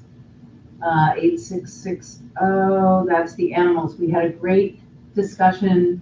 Thank goodness for Karen Regina, who let us learn the difference between therapy dogs and service animals. And we were able to revise the, I don't think did we actually change the, I can't remember if we actually changed the policy much, but we got an understanding of the policy and we got a really good clarification on how that works. The investments. You can't ask someone to show proof of a service dog. Okay, gotcha. It's illegal. You can ask, what do you need that animal for? But that's okay. We can ask, and we are asking for prior approval for therapy dogs to be So if you want to bring a therapy dog to a sporting event or something, you have to get approval prior to the event through the district office or through the, I don't know, who do they go to that? I don't know. Through the district office. Okay, great. So there's that one. Oh, 6240, we just have to look at that every year. We didn't change anything as far as I know. That was, and then the 5695. Oh, and the personal devices. That one also was, we were just adding the form for students who need it for medical reasons. So that policy didn't change this time, except for adding the form. So that was what we're adding to that one? Yeah, so that we have now the form for someone to fill out should they need to keep their device with them during the day. Oh, For okay. example, if you had diabetes and you have to check your blood sugar, that's now been added to the form. And that was guidance from this as well? Or was that something we left out Exemption originally? request. Lynette looked into that. I Was think that she something we found left out that originally, or No, was that that? wasn't something that was left out originally, and, we had talked about it, and Mr. Simons suggested we have a form. Oh, for people okay. To use, so we didn't leave the information out, it was just like another step to make it easier for families. Okay. Yeah, and just thank you for coming with your comments. It sounds like the policy isn't a problem, but this is not being carried out properly The yet. procedure did change also. Oh, the procedure changed on this Procedures policy. changed, yep, from the previous one to this one. It Just- added the steps of how it's going to be implemented of walking through the doors. with the I think that students. was already there, but we might have changed the bullet points. It wasn't? Nope. Not as detailed as it is now, Okay. or as it is being voted on. Okay, I have to look at that because in my recollection, we I wasn't changed at the that way meeting, it's so laid out. I can't, I have no idea. But I do know that, I think because with the principal changing, we are actually getting finally very serious about it, and it had been too soft of a rollout prior. I do remember that, actually. But yeah, you missed that meeting, Bonnie, and I did. think that the only thing that changed, but I'll have to look, we had, because I know it was last year we came up with first function, second, Oh, yes, the discipline thing, but The now it's discipline. now going in. They Oh, have yeah. to show the couches, they have to show, putting the phone in the couch. Yes, yes, yes. Like all this things of, and the teachers have made comments at the doors of, just wait, you're gonna have to be letting one at a time. I mean, we've got temperatures, yeah. It's Oh, just- yes, yes, yes. So I the see. kids that are following the rules are not, Sure. are feeling, My hope is that that's kind of like, as we get used to, maybe as it rolls out, it'll get easier. Could be, that's true. Well, there's also a fast lane for kids that are coming in with it to just come right through and show it, and, it has reduced issues, so it's not something that's case closed, it's ongoing discussion and support. I don't know if you have anything to add, but. No, fast lane, the lightning lane. Lightning lane. Lightning lane. Lightning lane, okay. Yeah, just like Disney. And for students that are. You just have to pay some and money for Ready to that. go, they can go Yeah. to the lightning lane, just show us the pouch when you're in. For the kids that have to take the phone out, put it into the pouch, do that, or take out their earbuds, put the earbuds into the pouch, take their watch off, put it into the pouch, they're in a slow lane. Okay, okay, good to know. Your pouch is ready, lightning lane's you. But yes, thank you. Now I do recall that that part is new, that we itemized the procedure. So, okay, good feedback. And so that's it for the second reads. So we And had a we're great also, meeting. and we're also abolishing, Oh, yeah, we're abolishing that one. We all Awarding an honor looked at roll. it. It didn't make any sense. And Karen Regina let us know that there's actually no way for her to put that through the system. It doesn't acknowledge it. It doesn't acknowledge it, right? So it couldn't go into the system. So, yeah, it's a lot of extra paperwork. a lot of extra. Without any payback. Yes. So that has been abolished. Okay. All right, any more questions? All in favor? What were the? Oh, did I do it? Yeah, I did a motion, didn't I? Did I do the motion? No. Oh, I'm sorry. We got talking, I forgot. Motion, can I have a motion, please? No, Margaret did motion, I think. It was Margaret. Margaret raised her hand. So it was Margaret and Ron. Because I do remember Margaret raising her hand. It was Margaret and Ron, and all in favor. We're all in favor. Okay, thank you. Sorry about that, guys. Okay, surplus. So we're surplusing the following vehicles. You see the list there. I need a motion for that. We got Margaret, second. Ron, any questions? All in favor?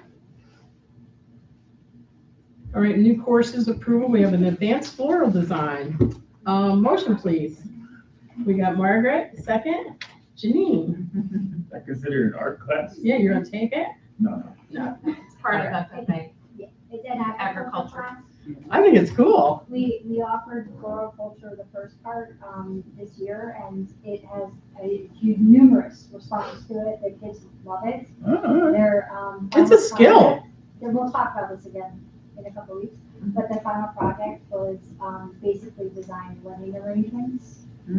Nice. Pretty cool thing. It's a cool skill to have. Hey, listen, isn't Valentine's Day coming up? You can experiment, give me a bouquet, I can give it to my wife. You know, hey, listen, I'm all about the education. Oh, no. Okay, any questions? All in favor? Thanks. All right, now we have field trip.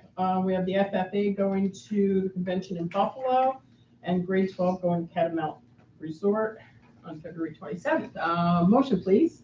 Margaret, and then we got Sam. Any questions? All in favor? All right, now we have a memo of agreement with the Taconic support staff. It's for the tool allowance. It's going up from $150 to $300. Motion, please. Got Margaret, second. Or Joe, sorry. Any questions? All in favor? Now we have a memo of agreement with the Taconic Hills Faculty Association for benefits regarding, for Beth Ann Proper retiring. Motion, please. Sam and Janine. Any questions? All in favor? All right, we have a resolution to authorize a contract with Colombo Construction Management for our 2025 capital project. Motion, please. Joe and Margaret. Any questions? This is the flooring. It's for the roof. Thank you. Yep. All in favor? All right, need a motion for the approval of the school meal rates that Kyle talked about earlier, the three things that were gonna go up there. Motion, please. Margaret and Sam. Any questions? We're just setting these rates, correct? We don't actually ask the kids to pay these. The a la carte items, they did. So the a la carte items, they would pay that rate. Right, but the basic ones, no. Correct. All in favor? Thank you. Memo of agreement with the Taconic Hills Faculty Association to have the language, speech language pathologist and psychologist to provide services to eligible preschool age children of the district when needed. Motion, please. Margaret and Sam. Any questions? All in favor? Wow, a lot of memorandums of agreement here with the Taconic Hills Faculty Association, changing the calendar for this year and for next year, for June, the last few days of school. Sam and Margaret. Motions. Any questions? All in favor? Yes. Okay, now we have the personnel agenda, which goes B through O. Need a motion for that, please? Sam and Margaret. And we'll go through that. Again, thanks to Beth Ann Proper and to Deborah Gordon. Thank them both for their service, 25 years. That's a long time, and I wish them well in their next endeavors. And thank you to the volunteers that are coming. And the volunteers, yes. We got coaches for the softball modified, the track modified. Anybody got any questions? All in favor? Thank you. All right, is there anybody for public session number 2? Thank you. Additional items to discuss. I was gonna bring up the postcard, but I said it when I talked earlier, so, that's all I was gonna talk about. So we're going to enter an executive session. I need a motion to enter an executive session. We have Sam and Margaret. Any questions? All in favor? Thank you. I'm really in your line of Not sight there. everybody? Yeah. Thanks, everyone. It's gonna be short. It'll be short. Thank you, Nadine.